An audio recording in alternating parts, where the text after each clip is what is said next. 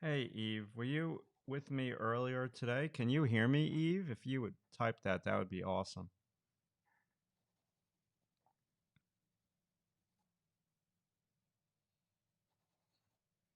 Thank you, KDN. KDN, can you hear me?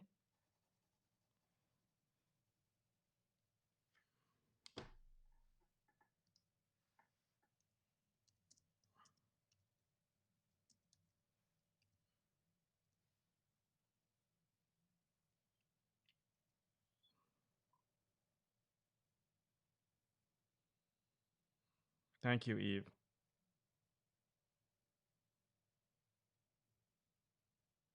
Can you hear me?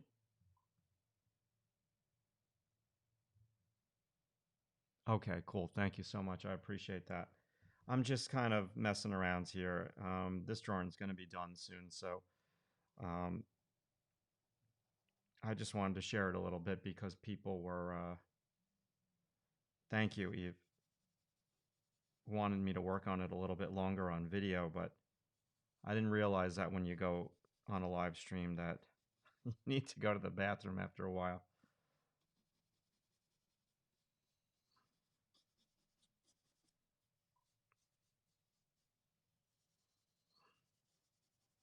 Eve, where are you from?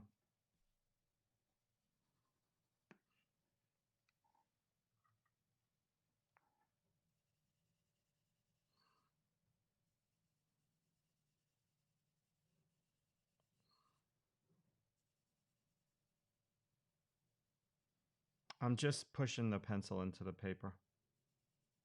This brush works really good for that. Kind of makes it feel a little bit like a painting.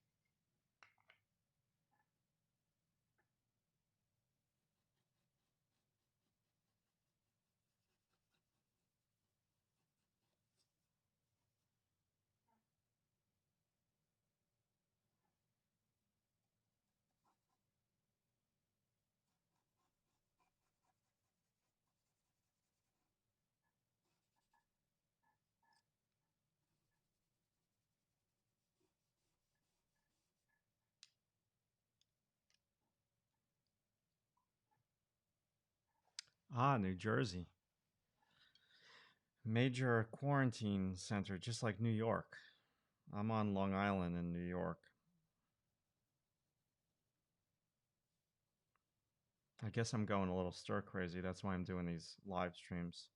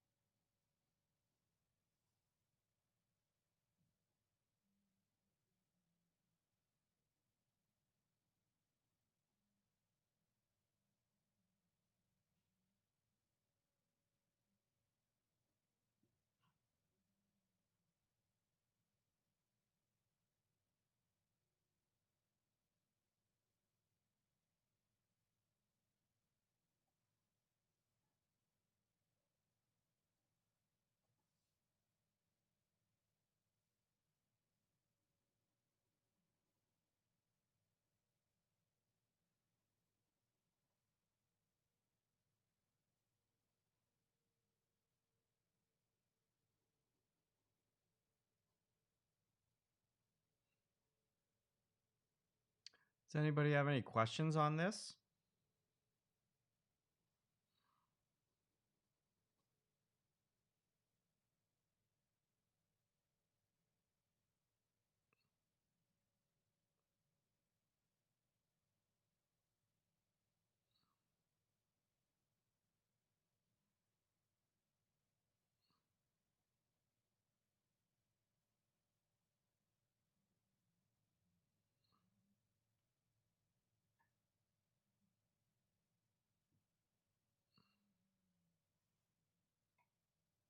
Hey, Bats. Yeah, I wanted to just share it online before I call it a day here. I've been working on it on and off. I need 4K to see the details. Yeah, me too. I don't have 4K camera. I never even thought about getting one, but maybe if I'm going to continue to do this. I have pretty expensive cameras, but not 4K. I'll have to look into that. Yeah, I mean, these are soft details. It's not like one of those people that you see on YouTube that's doing like the hyper realistic details. I'm just being really soft with it all. It's just right now, it's more about values than details.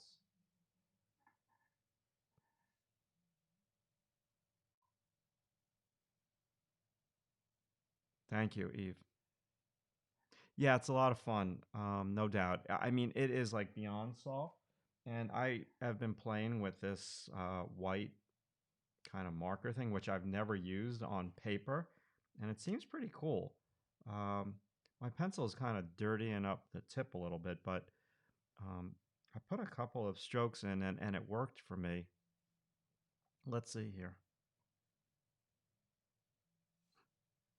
Yeah, you can overdo it really quick, but just for fun, a couple of strands of hair that go against the grain is sometimes pretty good to do.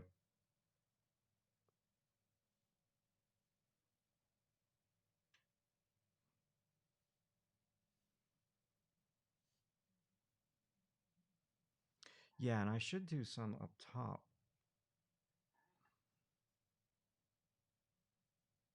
Something different. Probably barely even see what I'm doing.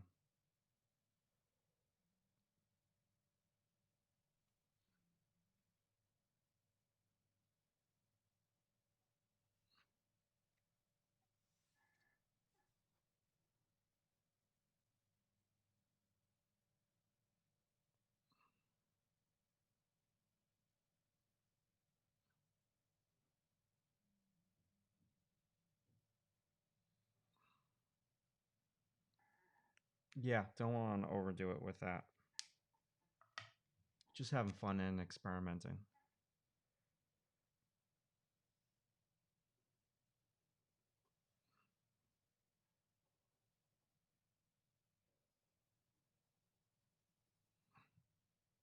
In order to have light, you got to have dark.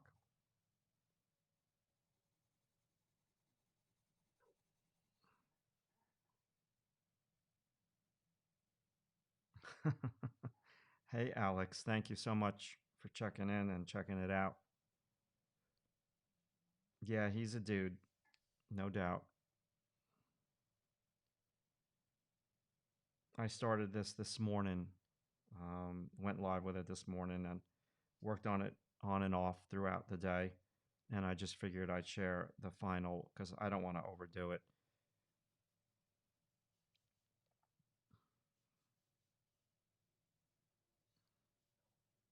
Just kind of playing with how I fade it off. It's really important to fade your drawings off, not just stop them abruptly. Just trying to do that.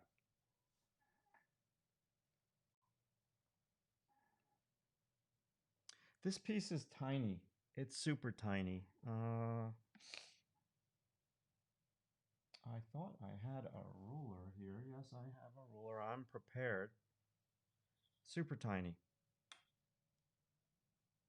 5 inches wide. Yep. By 8 inches tall.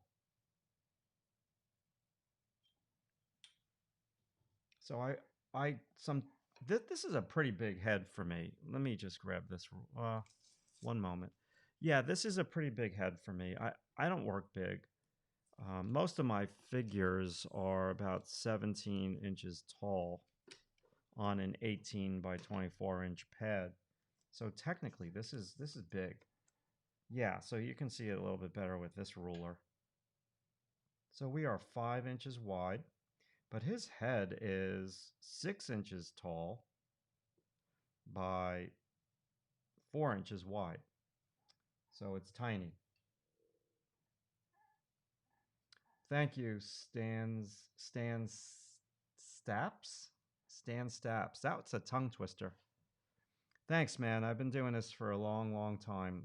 Haven't been live streaming. This is all new to me since this coronavirus thing. I've had to live stream my classes at the School of Visual Arts and bought some new equipment to do that. So I'm like, let's try it out on YouTube. And I got to admit, it's been kind of fun. It's so much better than just doing videos in my studio talking by myself. I've been doing that for years, and that's kind of getting old. So I wanted to this morning. You guys can see the live stream on my live stream playlist on my channel. How I started, because I started it from scratch, and I just wanted to kind of close out the day here. It's 5:10 in New York. I wanted to close out the day by just sharing the finished piece. So right now I'm just kind of doing a quick little gradation.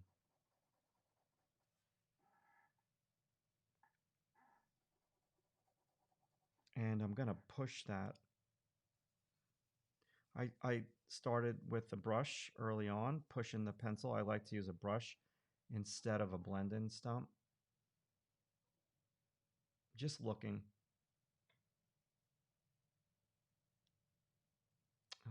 He has a little bit more eyebrow on the right side than what I have. Just got to be careful. I want to keep my shadows shadowy.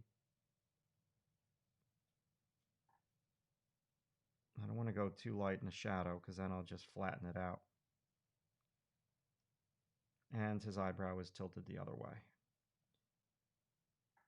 So you gotta, how do you know when you're finished with a drawing totally?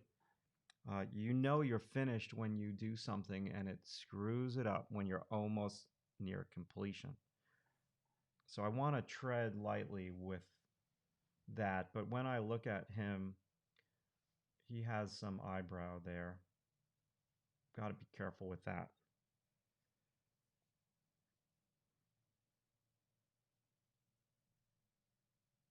So finishing touches.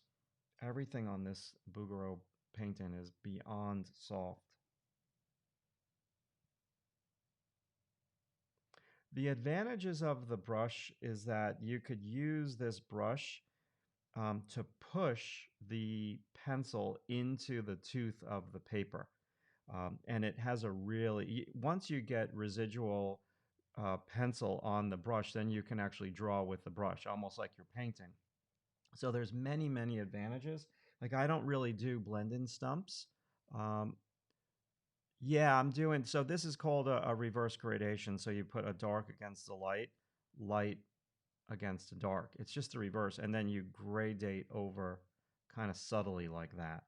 Um, so yeah, that's a classic thing that a lot of old masters would do. It's called a reverse gradation. And I'm kind of, I'm not copying all the dark over here for a practical reason. It would just take me, my hand would be black and it would take me forever to shade that right now. And I didn't want this drawing to become about me like shading this over here. Uh, it would have been awful. I would have had pencil all over my hand on the video. It would have taken me forever. And I kind of like it with the reverse gradation, but there's many advantages to working with the brush.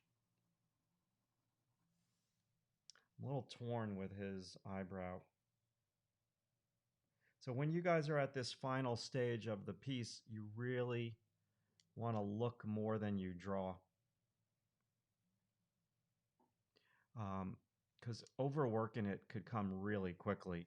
And you have to make that decision very early on. How long is this drawing going to be in relationship to what is your style of art? So I knew I was just going to have this be more of a tutorial drawing and not a finished piece. And the tutorial, the purpose of this drawing was to show people how I start, not to spend like days on it. So we're almost done here. Does anybody have any questions?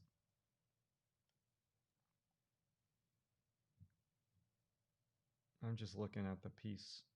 So I'm looking at my iMac and I have two. I got this photo of Bouguereau on a Wikipedia page or something. I just typed in his name and I typed in large in the image um, in Google, and I got this, and it's pretty cool.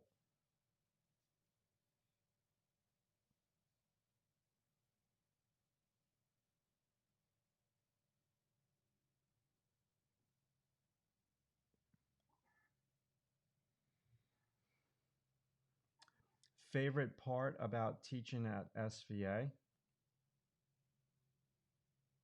Working with all of the great models and the great students and the inspiration that they give to me. And I've been teaching at SVA since 1997, so I'm an old timer, right?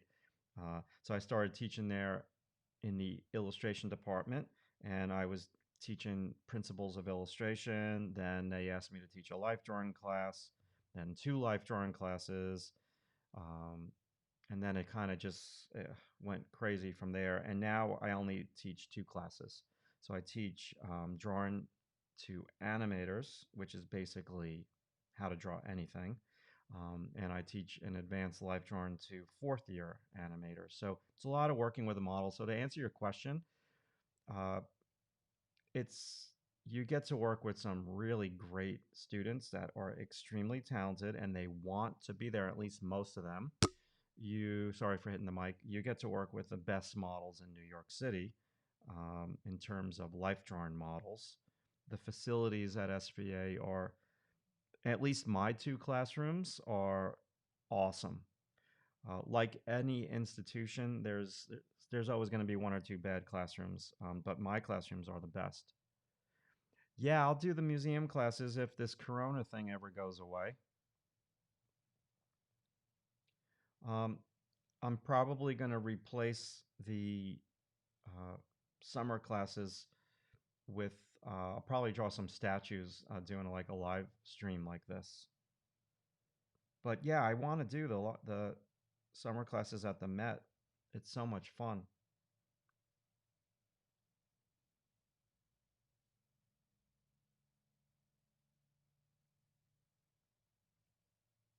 Just kind of nitpicking right now.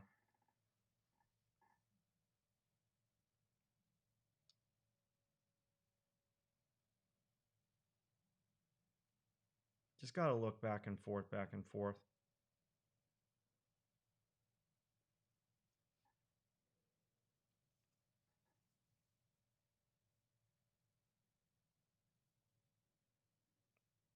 So some people can work on their drawings forever. Um, like 3 days on this drawing. I don't think I can do this for 3 days. I think if it was like my own work, not a copy of an old master portrait, maybe. Yeah, totally. Not maybe, totally, but not this. This is just a little bit more of a practice tutorial style thing. Just looking.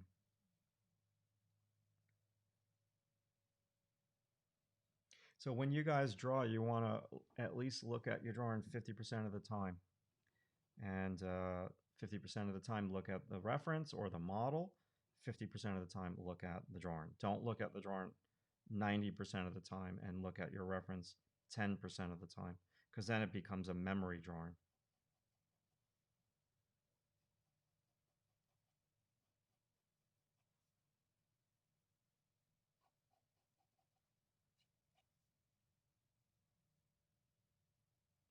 Digital painting. You know, if I was to do a digital painting, I would bring this into Photoshop, because believe it or not, my drawing right now is on my huge Cintiq screen. So you can say that I have a very, very expensive drawing board. Um, and I like it because I use the ergo stand for the Wacom Cintiq screen, and it's just really user friendly. So I'm like, why do I need a drawing easel when I can just put my drawings on my Cintiq and just cover the Cintiq? If I was going to do a digital painting tutorial, that would kind of be fun. You did give me an idea. I can paint on top of this, because that's probably what I would do, and maybe I'll give it a try. I'm more of a traditional painter because I did oil painting my entire life. So I'm drawing like a painter right now. So it would just on a different layer, just as an experiment. Any advice on developing concentration, or are you the wrong person to ask since you watch concerts and draw and read? Well, yeah, I'm actually not listening to a concert. I'm listening to music on my phone right now. Um, it's what I would suggest is it always goes back to the same answer for me in terms of sitting down and working. If a teacher gives you an assignment and the teacher says to you, oh, well, I want you to draw like two apples and, put it on white fabric, and you're going to be like, oh my God, I got to draw two apples on white fabric. That is so boring. So how you develop concentration in terms of sitting your butt down in the chair and painting or drawing or digital painting would be drawing a topic that you love.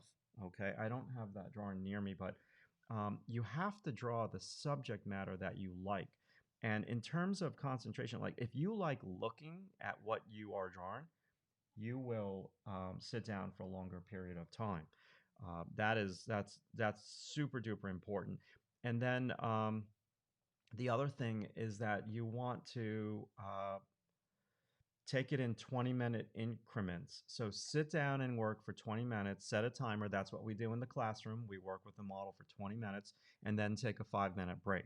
Okay. And stretch and reset your eyes. And then go back and sit down for 20 minutes. And if you could do that, that's better than sitting down for like an hour straight, because you're going to destroy your body if you sit down for long periods of time. So 20 minutes, 5-minute break, 20 minutes, 5-minute break. It's also going to give you the opportunity to look at the drawing from far away. That's how I would slowly but surely develop my concentration. And then maybe try it for 25 minutes. I have not, so that you, yeah, your username, like, I don't know what is wrong. I mean, maybe it's the end of the day and I'm having like a brain freeze.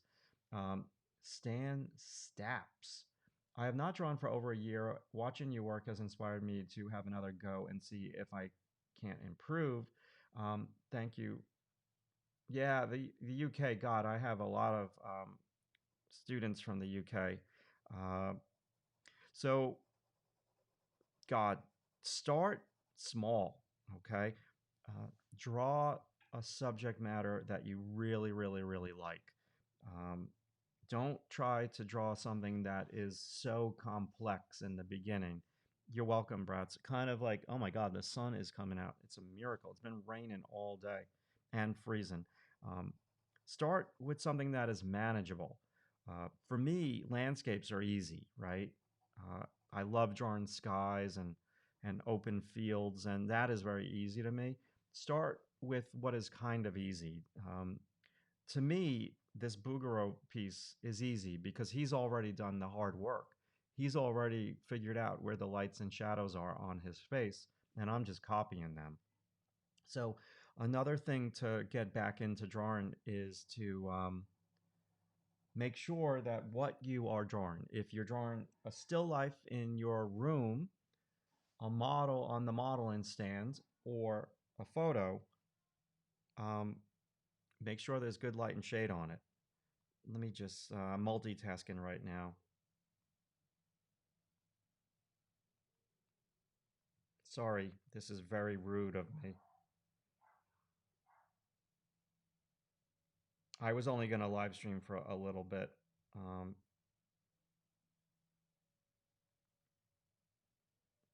does anybody have any questions before I kind of cut off? Oh, yes. Okay, I like portraits and I like Rembrandt. I'm screwed. Okay, some of Rembrandt's pieces are quite light and shady and very simple. So they may not be the worst one to start with, honestly, like because Rembrandt keeps the shadows really simple. The lights are a little crazy. Like there are complicated Rembrandts and there are more simpler Rembrandts, and uh, just pick one that has a really definitive light and shade, and don't think of it as that you are drawing a face. Think of it as you are drawing abstract shadow shapes. Because when I look at Bouguereau's eye socket here, this shadow, I'm not looking at it as an eye. I'm just looking at it. Okay, that's a middle tone. That's a dark. That's a shape. That's a shape of light. And if you can approach it that way, that would be really cool. So listen, guys, I'm going to put this one to bed. Um,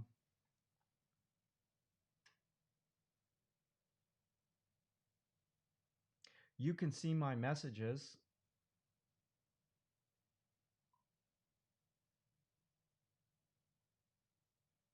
Yeah, I Denise. Wow, that's really cool. So you can see my messages. You mean my messages on my iPhone? Um, m- I would say a really good assignment is to try to draw an old master's portrait, because uh, one that is not like recent, like because there are modern day masters. I mean an old master. I mean like a John Singer Sargent, Bouguereau, a Rembrandt. Pick one. Oh God. Okay, so that's wonderful. So what was my message on my phone? Not that it was anything bad, but um, oh, okay. You learn something new every day. Denise, thank you for that. I won't do that on the phone anymore. So basically, my wife was telling me that dinner is ready. It's just great. Okay, so live streaming is all new to me, and yeah, thank you. So, guys, that's my assignment for you guys. I appreciate you watching. I appreciate you telling me that you can look at my messages with the camera above my head. And thank you for that. So, I'm going to cut out, guys. Thank you so much for watching this. And try your hands at doing a old master's portrait. And that would be pretty phenomenal. That would be great. All right. I'll see you guys. Thanks for watching. Really do appreciate it. And this should be posted on my playlist for the live streams on my channel. Thank you.